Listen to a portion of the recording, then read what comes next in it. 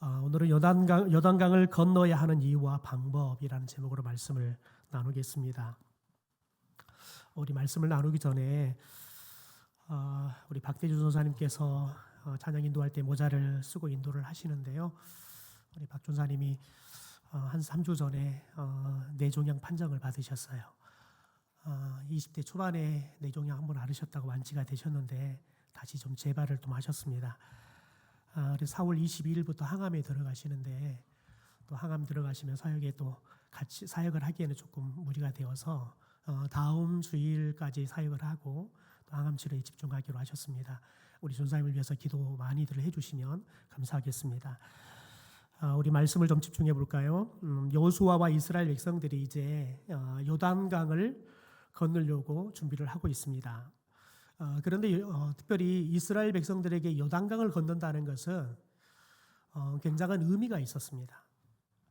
40년의 광야의 시대가 끝나고 이제 하나님이 그들에게 약속했던 가나안의 시대가 시작이 되기 때문에 그렇습니다. 지금 여호수아와 이스라엘 백성들은 역사의 대전환점에 서 있는 시간을 맞고 있는 거지요. 여러분, 하나님은 역사의 전환기마다 특별히 하나님의 사람들을 택하셔서 그 사람들을 통하여 이 역사의 전환기를 맞이하게 했습니다.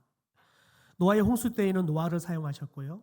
바벨탑 사건 이후에는 아브라함을 들어서 사용하시죠. 또 출애굽 때에는 모세를 들어서 이 출애굽의 사건을 이루죠. 또 가나안을 정복하는 데 있어서는 우리가 보고 있는 여호수아를 들어서 사용합니다. 그리고 또 이스라엘 왕국, 통일 왕국을 만들어가는 데 있어서는 사무엘 사사와 다윗이라는 왕을 들어서 하나님께서 쓰시죠. 이렇게 하나님께서는 어떤 새로운 시대를 열어가는 데 있어서 역사의 전환기 때마다 하나님의 사람들을 들으셔서 사용하셨다는 겁니다. 여러분, 우리가 보고 있는 오늘 말씀은 특별히 그런 이스라엘 백성들이 광야의 시대가 이제 끝을 내고 가나안의 시대가 새롭게 열리는 역사의 전환기에 이 주역으로 등장하는 사람이 여호수아, 그리고 여호수아와 함께하는 이스라엘 백성들이 오늘 말씀에 등장하고 있습니다. 여러분, 여호수아는 이스라엘 백성들을 이제 모세의 뒤를 이어서 이끌고 시딤을 떠나서 오늘 요단강에 도착하게 되어집니다. 그런데 그 시기가 어느 시기냐면 요단강이 우기를 맞이해서 이 우기 기간 동안에 요단강 물이 뚝까지 가득 찬, 단 하루도 이 물이 뚝 아래로 내려간 적이 없이 항상 물이 가득 차 있는 그런 시기를 맞이하고 있는 우기입니다. 특별히 이 우기가 시작되어지면 우리 성경에 보면 늦은 비, 이른 비라고 이야기하는데 이 늦은 비라고 말하는 봄비가 내리기 시작합니다. 그러면서 우기가 시작이 돼요. 동시에 그러면서 북쪽에는 헐몬산에 얼어 있었던 눈들이 녹기 시작하면서 요단강이 이 늦은 비와 그리고 헐몬산에서 녹아서 내리는 이 물들이 가득하면서 요단강이 물이 가득한 그런 상태가 되어지는 거죠. 특별히 이 건기의 요단강은 너비가 한 30m 정도 돼요. 그리고 깊이가 50cm에서 깊게는 한 3m 정도 됩니다. 그러니까 이 건기 때는 요단강을 잘하면 낮은 곳으로 찾아서 사람들이 건너 다닐 수가 있었습니다. 그런데 우기가 오면 요단강이 좁게는 폭이 1.6km 이상 늘어나 버립니다. 넓어져 버리는 거죠. 깊이는 최대 30m까지 깊어져 버린다 그래요. 그러니까 지금 요단강은 우기여서 이스라엘 백성들이 맨몸으로는 도저히 건너갈 수가 없는 상태입니다. 그래서 오늘 1절과 2절의 말씀을 보면 이들이 요단강에 도착했지만 건너가지 못하고 사흘을 머물렀다라고 기록을 하죠. 사흘 동안 그들이 요단강을 건너가기 위해서 아무리 방법을 찾아봐도 방법이 없는 거예요.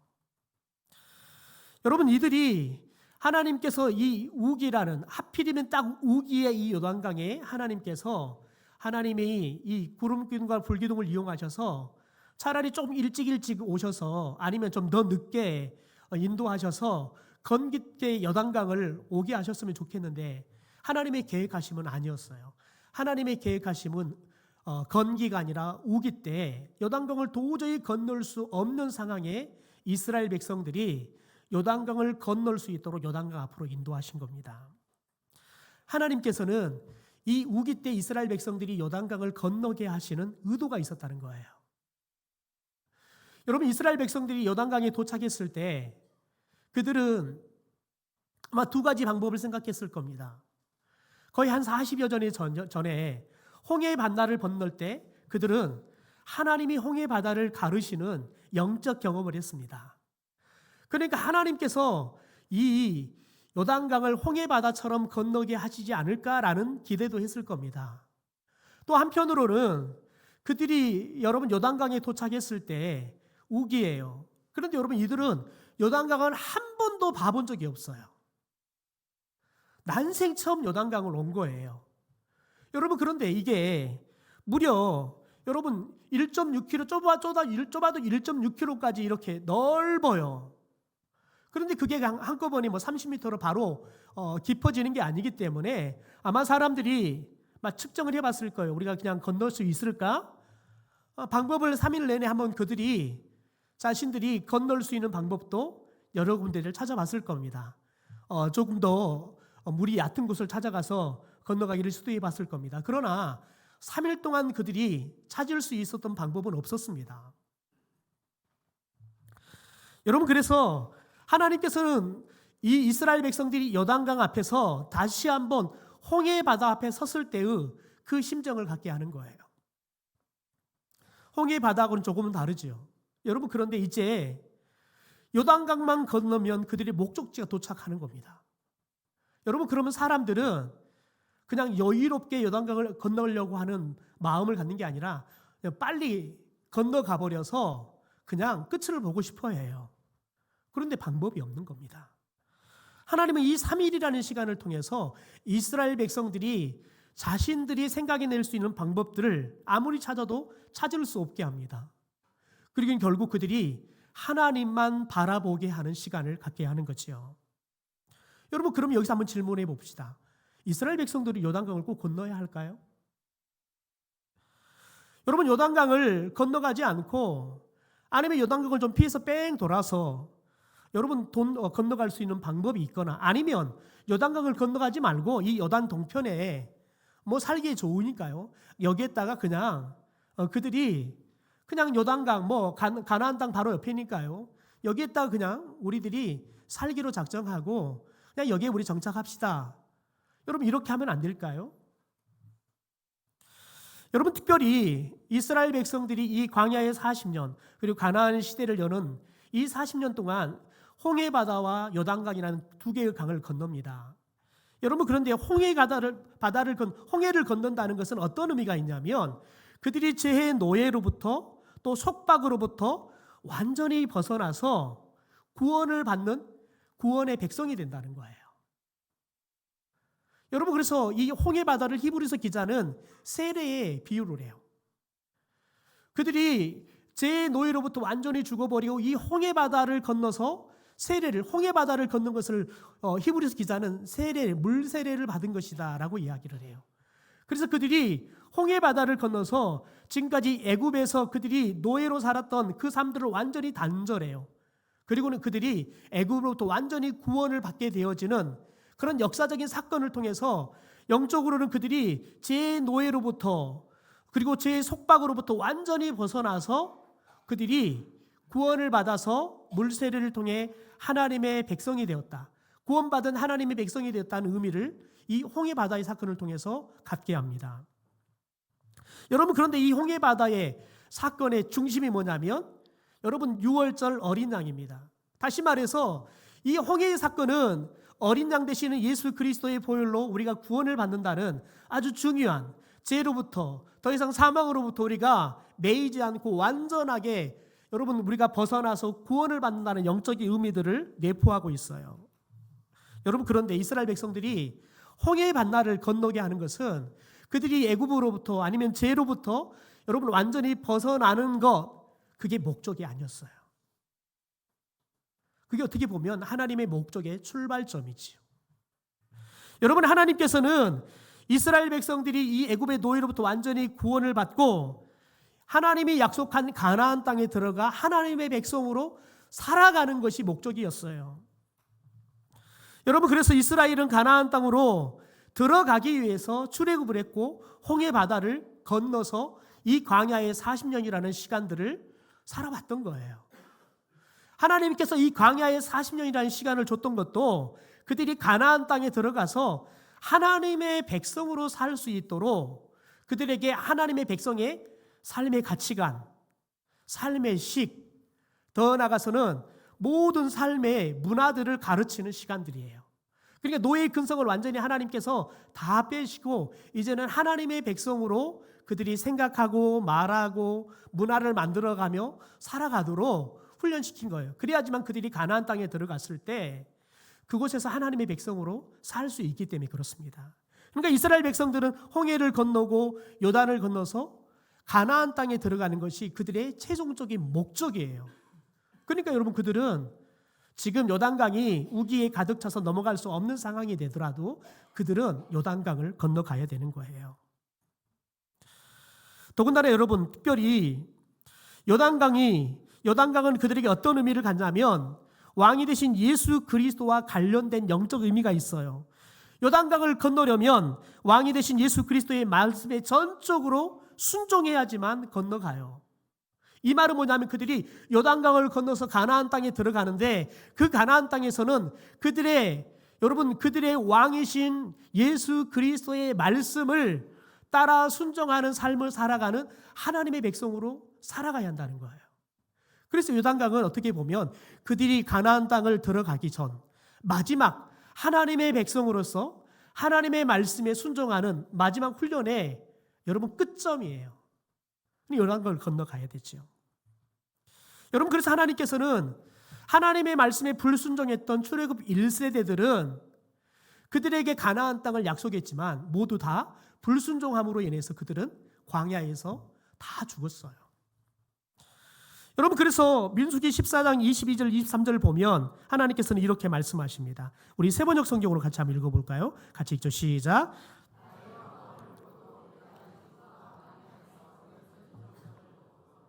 10번이나 거듭 나를 시험하고 내 말에 순종하지 않은 사람들은 어느 누구도 내가 그들의 조상들에게 주기로 맹세한 그 땅을 못 볼 것이다.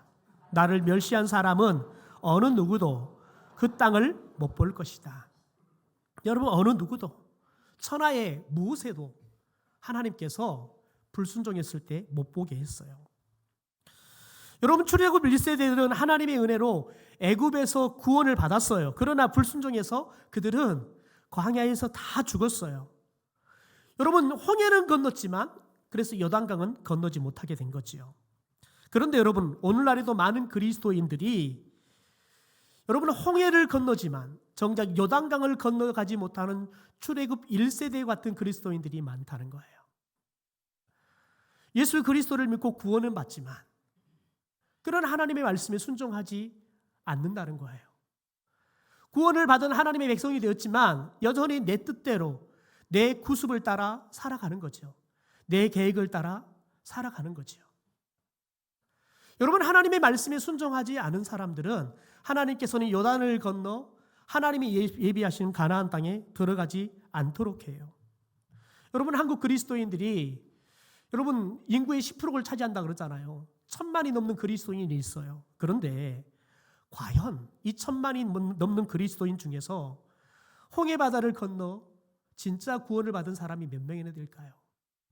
아니, 이 1000만 명 중에서 요단강을 건너서 하나님이 그들 가운데 예비하신 가나안의 그 영광을 누리고 있는 사람이 과연 몇 명이나 될까요? 그 숫자는 하나님만이 아십니다. 그런데 우리는 구약의 역사를 통해서 출애굽 1세대들 중에 단 2명만 요단강을 건넜다는 사실을 합니다. 여러분, 하나님께서는 단 2명만 가나안 땅을 주려고 출애굽을 시킨 게 아니었어요. 하나님은 이스라엘 모든 사람들에게 가나안 땅을 주려고 출애굽시켰어요. 홍해 바다를 건너게 하셨고 광야의 길을 걷게 하신 거예요. 여러분, 그런데 하나님의 의도하고는 다르게 이스라엘 백성들이 하나님의 말씀에 불순종함으로 단 2명만 요단강을 건너 가나안 땅에 들어가게 되어집니다.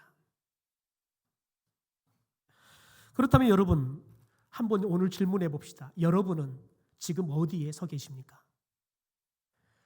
아직 홍해 바다도 건너지 못하고 홍해 바다 앞에 서 있는 분이 계시지 않습니까? 저는 여러분에게 예수 그리스도의, 우리의 어린 양 되시는 예수 그리스도의 보혈로 여러분이 구원을 받아 홍해 바다를 건너는 구원의 백성들이 되기를 주님의 이름으로 축원합니다. 여러분, 우리들이 홍해 바다를 건너서 구원받은 백성이 되었지만 여전히 하나님의 말씀을 따라 사는 것이 아니라 우리가 예수 믿기 전에 우리의 삶의 식을 따라서 생각하고 말하고 여전히 우리들이 세상 사람들과 구별되지 않는, 그래서 우리가 예배 드릴 때는 하나님을 믿는 백성인 것 같지만 저 예배당 문을 열고 나가면 더 이상 하나님 없는 삶을 살아가는, 마치 가나안 땅의 불순종함으로 죽어갔던 이스라엘 백성들처럼 우리가 여러분 살고 있지 않냐는 거예요. 여러분, 하나님은 우리에게 광야를 반드시 주십니다.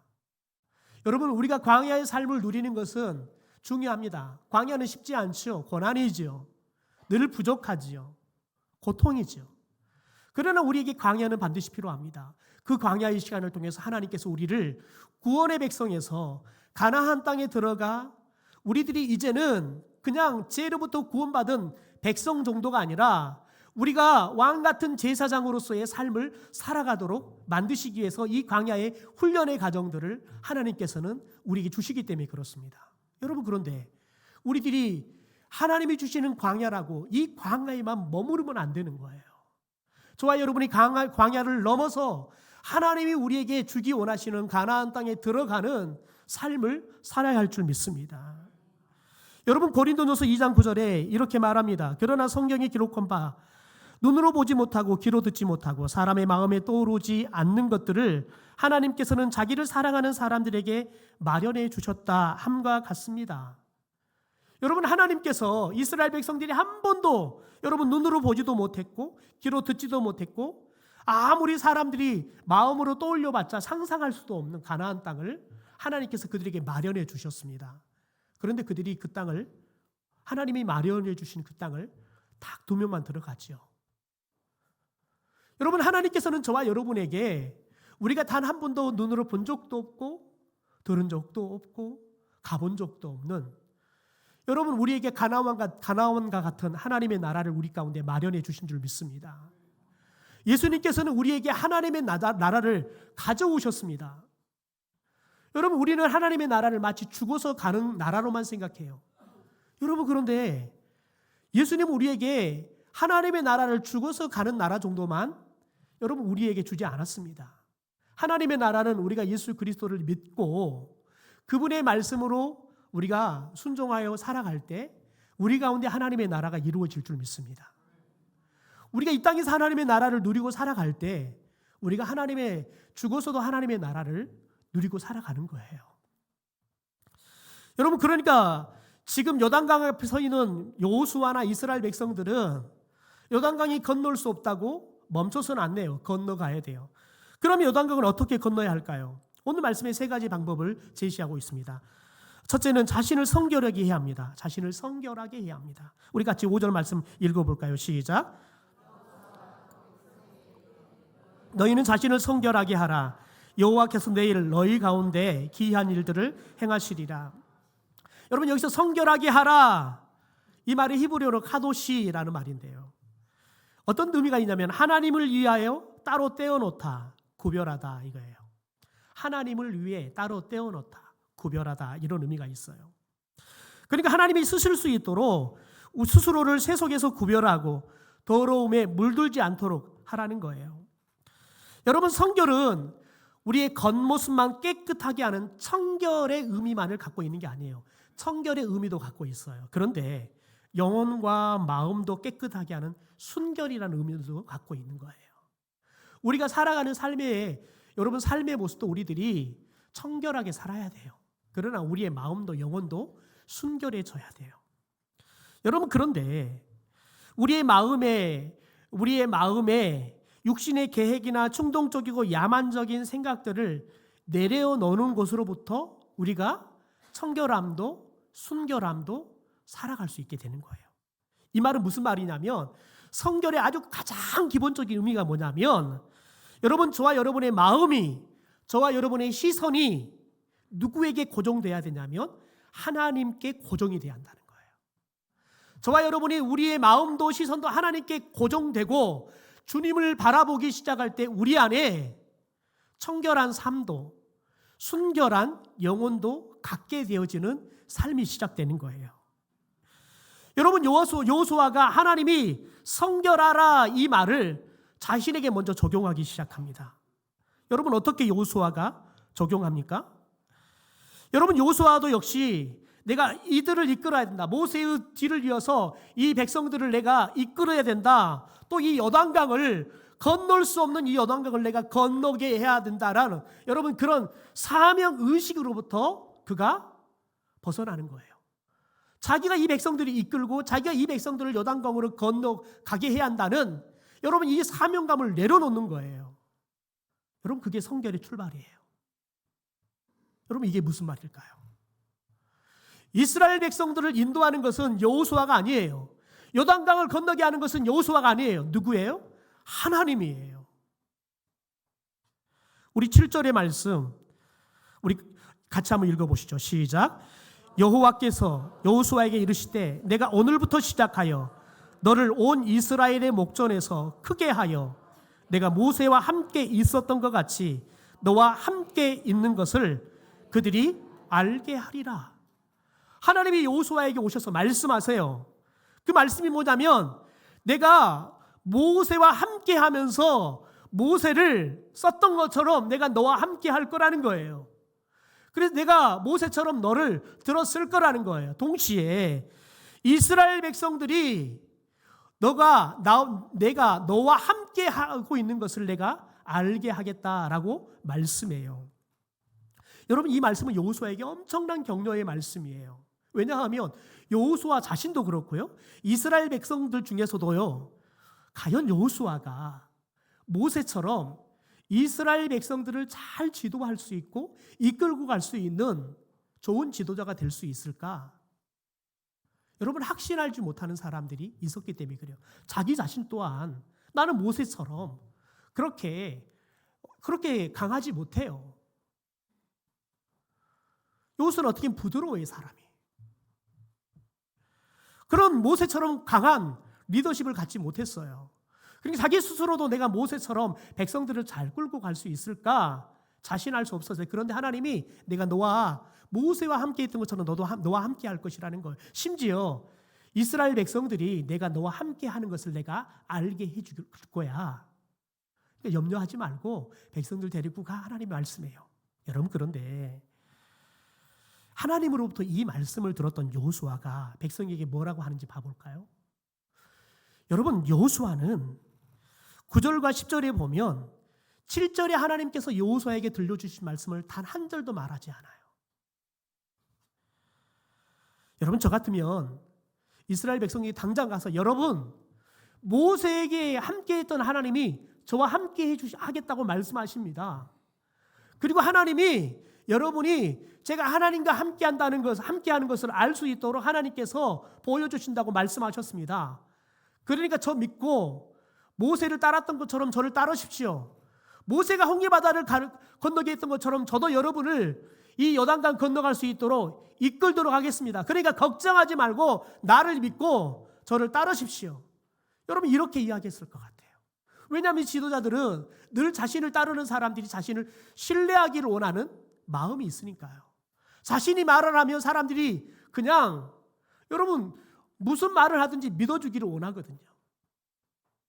여러분, 그런데 여호수아는 그런 유혹에 넘어가지 않아요. 철저하게 여러분 9절과 10절의 말씀 한번 봐볼까요? 10절의 말씀 함께 같이 읽어보시죠. 시작. 너희 가운데 계시사 가나안 족속과 헷 족속과 휘 족속과 브리스 족속과 기르가스 족속과 아모리 족속과 여부스 족속을 너희 앞에서 반드시 쫓아내 주실 줄을 이것으로 너희가 알리라. 여러분 보십시오. 하나님이 나와 함께한다 말하지 않아요. 하나님이 누구와 함께한다고요? 너희 가운데 함께한다고요. 하나님이 이 가나안 7족속들을 다 쫓아내줄 거라는 거예요. 하나님이 그래서 너희들이 그걸 알 수 있도록 하겠다. 여러분, 여호수아는 자기를 단 1도 드러내지 않아요. 누구만 드러내요? 하나님만 드러내는 거예요. 이것은 무엇을 의미하냐면 여호수아는 자기가 이스라엘 백성들을 끌고 가는 이 지도자의 역할을 하고 있는 것 같지만 자기가 끌고 가는 게 아니라 누가 끌고 간다는 거예요? 하나님이 끌고 간다는 거예요. 자신을 드러내지 않은 거예요. 하나님만 드러내는 거예요. 이게 성결이에요. 여러분, 우리들이 성결하다는 걸, 우리가 성결하게 사는 것도 중요하지만 그 성결한 삶은 무엇으로 시작되어지냐면 여러분, 삶의 주체가 내가 아니라 누가 돼야 돼요? 하나님이 돼야 되는 거예요. 그래서 누구를 바라봐야 되는 거예요? 주님을 바라봐야 되는 거예요. 여러분, 그래서 우리들이 아주 중요한 성결하라, 이게 요단강을 건너는 첫 번째 방법인데, 그 성결은 여러분, 우리의 삶의 주체가 하나님이고 우리를 이끄시는 분도 하나님이고 요단강을 건너시는 분도 하나님이라는 이 분명한 믿음을 가지고 저와 여러분이 하나님을 바라보고 하나님만 의지하고 여러분 하나님만 따라가는 삶을 살 때 우리가 성결한 삶을 살게 될 줄 믿습니다. 두 번째, 여러분, 앞서가는 하나님의 말씀을 경청해야 되는 거예요. 여러분, 하나님은 여호수아에게 언약궤를 매는 제사장들에게 언약궤를 매게 하고요, 백성들보다 4절에 보니까 2000규빗, 그러니까 한 900m 정도 먼저 앞서서 언약궤를 메고 가게 하려 합니다. 그리고 6절에 보면 여호수아가 또 제사장들에게 말하 이르되 언약궤를 메고 백성 앞서 건너라 하며 또 언약궤를 메고 백성 앞서 나아갔다라고 이야기해요. 여러분, 언약궤는 하나님의 임재와 하나님의 말씀을 상징합니다. 그래서 언약궤가 있는 곳에는 하나님이 임재하고요, 언약궤가 있는 곳에는 하나님의 말씀이 들려요. 여러분, 그래서 여러분 하나님의 말씀을 경청해야 되는 거예요. 말씀이 들을 때마다 하나님의 말씀을 경청해야 되는 거죠. 여러분, 지금 계속해 3장에 나오는 하나님의 명령, 말씀들이 이 3장 안에 가득합니다. 그래서 9절에 보면 여호수아가 이스라엘 자손들에게 이르되 이리 와서 너희의 하나님 여호와의 말씀을 들으라라고 이야기해요. 누구 이야기 들으라고요? 하나님의 말씀을 들으라는 거예요. 내 이야기 들으라는 게 아니라 하나님의 말씀을 들으래요. 여러분, 말씀을 먼저 들을 때 듣는 사람은 하나님의 임재를 보게 될 줄 믿습니다. 여러분, 언약궤가 앞서간다는 것은 하나님께서 이스라엘 백성들 앞에서 가겠다는 거예요. 이스라엘 백성들이 3일간 여러분 아무리 방법을 찾아도 방법이 없어요. 그런데 언약궤가 먼저 앞서서 감에 따라서 그 언약궤를 보고 언약궤를 따라가는 거예요. 그래서 하나님의 말씀인 언약궤를 잘 보라고 말하는 겁니다. 3절을 봐보십시오. 백성에게 명령하 이르되 너희는 레위 사람 제사장들이 너희 하나님 여호와의 언약궤 매는 것을 보거든, 이렇게 말합니다. 언약궤를 보거든 너희가 있는 곳을 떠나 그 뒤를 따르라 라고 이야기해요. 11절에 보라, 온 땅의 주의 언약궤가 너희 앞에서 요단강을 건너가나니, 보라는 거예요. 뭘 보라는 거예요? 언약궤를 보라는 거예요. 여러분, 하나님을 경험하고 인도받는 첫 번째 비결은 뭐냐면 하나님의 말씀을 잘 듣는 거예요. 그리고 하나님의 일하심을 보는 거예요. 여러분, 이 말은 뭐냐면 하나님의 말씀이 없으면, 하나님의 일하심이 없으면 멈춰 있어라는 거예요. 하지 말라는 거예요. 이게 요단강을 건너는 두 번째 방법이에요. 마지막, 여러분, 세 번째는 이해되지 않는 말씀에 무조건 순종하는 거예요. 우리 같이 다시 한번 읽어볼까요? 시작. 이해되지 않는 말씀에 무조건 순종하는 것입니다. 이해되지 않는 말씀에 무조건 순종하는 겁니다. 우리 8절을 세번역 성경 읽어보시죠. 시작. 요단강의 물가에 이르거든 요단강에 들어가서 서 있으라 하여라. 여러분, 하나님은 여호수아에게 지금 제사장들에게 언약궤를 메고 요단강에 들어가서 뭐 하라고요? 서 있으래요. 여러분, 지금 요단강은 우기예요, 우기.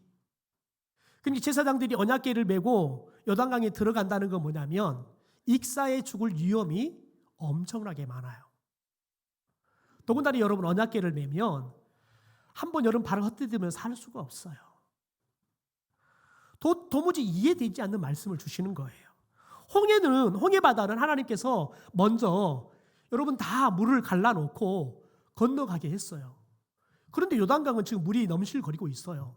그런데 그것도 언약궤를 메고, 빈 몸도 아니고 혹시 물에 빠지면 수영이라도 하면 되는데 언약궤를 메고 요단강에 지금 물도 하나님이 마르게 하지도 않고 요단강에 물이 넘실거리는데 거기를 언약궤를 메고 들어가 서 있으라는 거예요.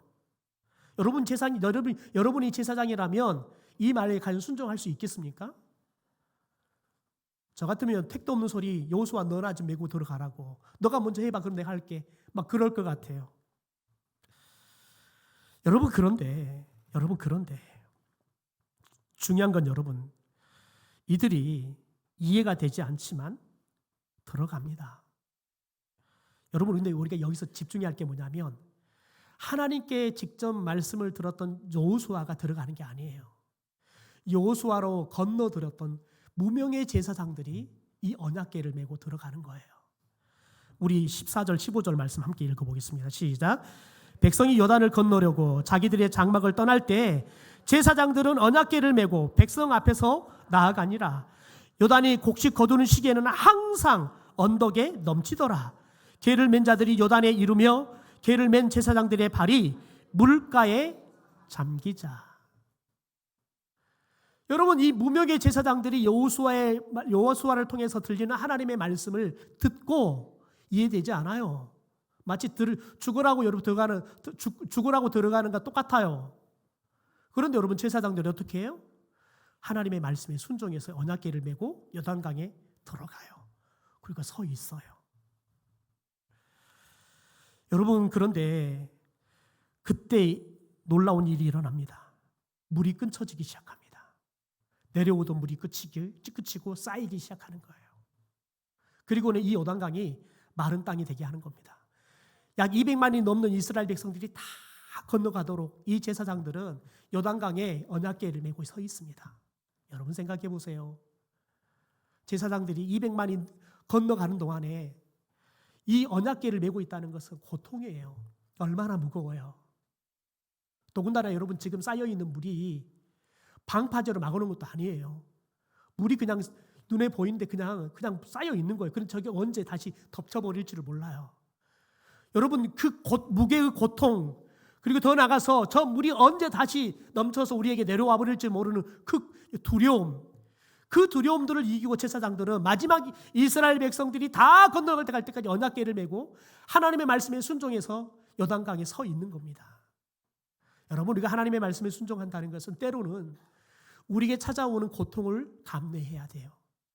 여러분, 우리에게 언제 닥칠지 모르는 죽음에 대한 두려움들을 이겨내는 여러분, 그런 시간을 우리가 견디지 않으면 우리는 하나님의 말씀에 순종할 수 없는 거예요.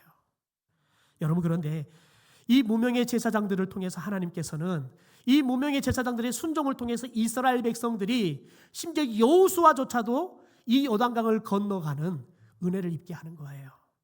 여러분, 이 시대에 무명의 제사장들이 누구입니까? 사도 베드로는 여러분, 베드로전서에서 그렇게 말합니다. 예수 그리스도를 믿는 저와 여러분이 이 시대의 무명의 제사장이라고 말합니다. 우리를 왕같은 제사장이다라고 이야기합니다. 여러분은 왕같은 제사장들은 하나님의 말씀이 이해되지 않아도 순종해야 할 사람인 줄 믿습니다.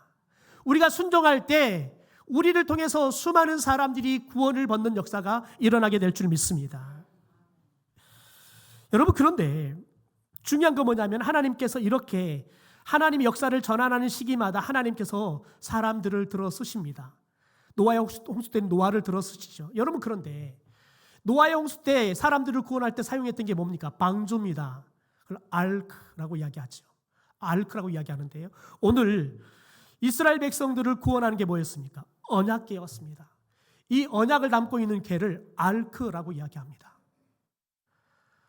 여러분, 하나님께서는 노아 시대 때는 노아의 방주를 통해서, 지금 이 요단강을 건널 때에는 언약궤를 통해서 이스라엘 백성들을 구원하는 도구로 쓰신다는 거예요. 더 중요한 게 있습니다. 하나님께서 아브라함에게, 여러분, 아브라함이 하나님의 말씀을 순종해 떠날 때 내가 너로 큰 민족을 이루게 하겠다라고 이야기해요. 미래형이에요. 너의 자손으로 큰 민족을 이루게 하겠다, 미래형을 이야기를 해요.